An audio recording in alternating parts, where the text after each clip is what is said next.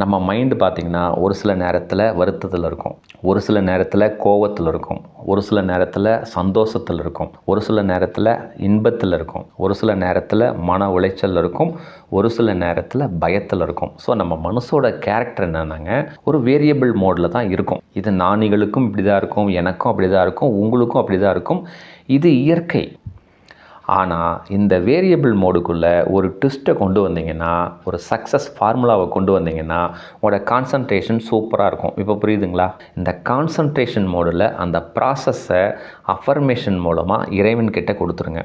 எப்படி நம்ம அஃபர்மேஷன் போடலாம்? ஸோ நீங்கள் உங்கள் கான்சன்ட்ரேஷன் மோடில் அந்த ப்ராசஸில் நீங்கள் பாசிட்டிவாக இருங்க. இறைவனர்களால் என் கணவருக்கு நான் சந்தோஷப்படுற மாதிரி, என் கணவரும் சந்தோஷப்படுற மாதிரி அற்புதமான வேலையை நல்ல வருமானத்தோட கொடுக்குற சூழ்நிலையை சிறப்பாக உருவாக்கி கொடுத்துக்கிட்டே இருக்கிறீங்க.